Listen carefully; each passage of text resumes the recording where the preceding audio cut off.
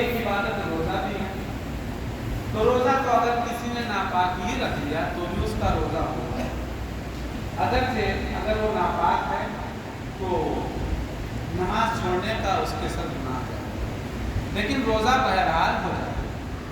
اب اگر عورتیں جو اللہ نے ان کے ساتھ فطرت دیا ہے اس کے تحت ناپاک رہتی ہیں ان ایام میں یا رمضان المبارک میں یا بڑی راتوں میں، تو وہ کیا عبادت کریں؟ وہ نماز اور تلاوت قرآن کے علاوہ کچھ بھی عبادت کر سکتی ہیں، یعنی کہ درود شریف پڑھ سکتی ہیں، کلمہ پڑھ سکتی ہیں، اس طریقے کے جو بھی احکام ہیں، جو بھی کار خیر ہے وہ کر سکتی ہیں، ذکر کر سکتی ہیں. جیسے ہم اور آپ صلاۃ التسبیح کی نماز کے بعد ذکر کرتے ہیں اللہ اللہ کا، اس طریقے سے ناپاکی کی حالت میں اگر وہ عورت ہے تو وہ ذکر کر سکتی ہے. نماز اور تلاوت قرآن مجید کے علاوہ وہ کوئی بھی کام جو کر سکتی ہے. اگرچہ اس عورت کو کچھ آیتیں یاد ہیں جو دعاؤں کی شکل میں ہیں، جو آیتیں دعاؤں کی شکل میں ہیں ان کو بطور دعا پڑھا جا سکتا ہے. جیسے کہ بعض لوگوں کی عادت ہوتی ہے کہ دعا کی نسبت سے ہی آیت الکرسی پڑھ کر کے سونا. تو آیت الکرسی اگر کوئی عورت پڑھ کر کے سوتی اگرچہ وہ ناپاکی میں ہے تو بھی وہ بطور دعا اسے پڑھتی، لیکن بطور تلاوت نہیں پڑھ سکتی، یعنی دعا کے طور پر وہ پڑھ سکتی ہے.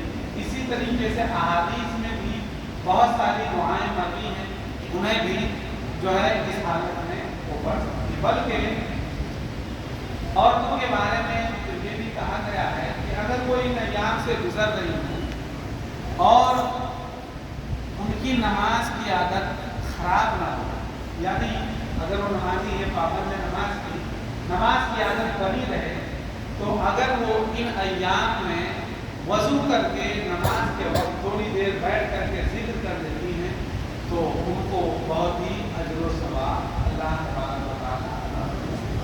لہذا جو ہے اس حالت میں بھی وضو کر کے کلمہ درود یا دعائیں کوئی بھی عورت جو ہے پڑھ سکتی ہے، اور یہ بھی عبادت ہی ہے. اس میں کوئی شبہ نہیں کہ درود شریف پڑھنا جو ہے عبادت نہیں بلکہ یہ بھی عظیم عبادت ہے. کلمہ طیبہ پڑھنا یہ بھی عظیم عبادت ہے، عظیم ذکر ہے، کیونکہ حدیث پاک میں افضل الذکر لا الہ الا اللہ و افضل الدعاء سبحان اللہ، یعنی کہ جو ہے افضل ذکر اللہ تبارک و تعالیٰ کی بارگاہ میں لا الہ الا اللہ. حضرت موسیٰ کلیم اللہ علیہ السلام نے عرض کیا ہے مولا مجھے کوئی خاص ذکر کر. ارشاد فرمایا گیا لا الہ الا اللہ. حضرت موسیٰ علیہ السلام نے عرض کیا کہ مولا جو بھی تجھے ایک مانتا ہے، جو بھی تجھے اپنا معبود مانتا ہے، وہ ہر کوئی لا الہ الا اللہ کہتا ہے، تو اس میں خاص کیا ہے؟ اللہ نے ارشاد فرمایا موسیٰ یہ بہت ہی خاص ہے اسی کے لا الہ الا اللہ. تو عورتیں ایسی حالت میں بھی یا کوئی مرد بھی فرض کر لیجیے اتفاق سے کسی وقت میں ناپاک ہے، اگر وہ چاہتا ہے کہ اپنی زبان سے اس وقت ذکر کرتا رہے تو یہ لا الہ الا اللہ یا درود شریف وغیرہ وہ بھی ادا کر سکتا ہے. اس کا حدیث پاک میں آیا ہے کہ ایک بار اللہ کے نبی صلی اللہ علیہ وسلم ایک راستے سے گزرے تو راستے میں حضرت ابو ہریرہ رضی اللہ تعالیٰ عنہ، اللہ کے نبی صلی اللہ علیہ وسلم کی عادت مبارکہ کی کہ آپ پہلے ہی سلام کرتے ہیں. آپ نے سلام کیا، حضرت ابو ہریرہ نے جواب تو دیا جب مسافر کے لیے اللہ کے نبی صلی اللہ علیہ وسلم نے یا جواب بھی نہیں دیا، جب مسافر کے لیے آقا نے ہاتھ بڑھایا تو حضرت ابو ہریرہ نے ہاتھ پیچھے کر کے وہاں سے چلے. اب یہاں پر ہمارے اور آپ کے لیے ایک نصیحت ہے، اگر اتفاق سے کبھی کوئی ہمارے سلام کا جواب نہ دے سکے، مثال کے طور پر ہم نے سلام کیا، وہ آدمی اپنی دھن میں تھا، جب سلام ہمارا سنا ہی نہیں، اب ہم اس سے ناراض ہونا کہ کیسا بیدار آدمی اس کو سلام کر رہا ہوں اور یہ ہے کہ جواب دینے کے لیے تیار، جیسے کہ ہماری فطرت ہے کہ ایک بار اگر ہم نے کسی کو سلام کیا اور اس نے جواب اعتبار سے نہیں دے سکا کسی وجہ سے تو ہم فوراً ناراض ہوتے ہیں۔ تو ہمارے آقا صلی اللہ علیہ وسلم کا یہ ہمارے لیے مشعل ہے۔ حضرت ابو ہریرہ نے جب آقا نے ہاتھ بڑھایا مسافے کے لیے تو یہ ہاتھ پیچھے کر لیے اور وہاں سے چلے گئے۔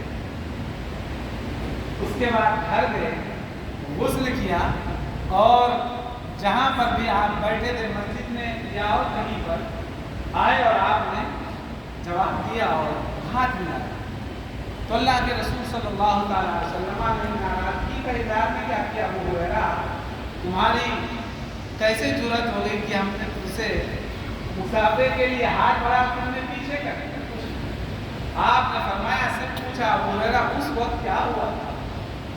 تو انہوں نے عرض کیا کہ یا رسول اللہ اس وقت میں غسل سے نہیں تھا، جنوبی تھا، اس لیے میں نے آپ سے ہاتھ نہیں ملایا، سلام اور جواب نہیں کیا میں نے آپ سے۔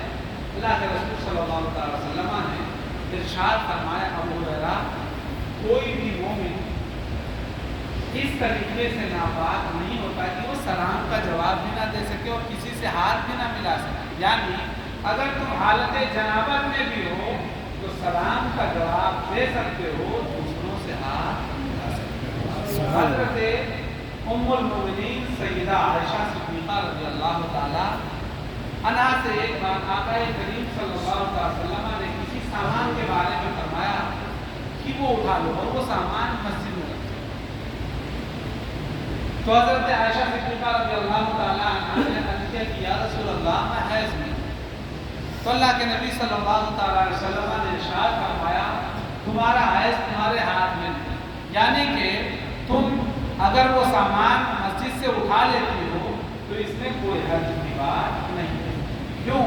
ام المؤمنین رضی اللہ تعالی عنہا کے توسط سے قیامت تک کے لیے ایمان والی عورتوں کو مسئلہ مل گیا کہ نماز کے علاوہ اور قرآن پاک کی تلاوت کے علاوہ اس حالت میں وہ جو بھی ذکر کرنا چاہیں کر سکتی ہیں، بلا شبہ اس پر ان کو اجر و ثواب دیا جائے۔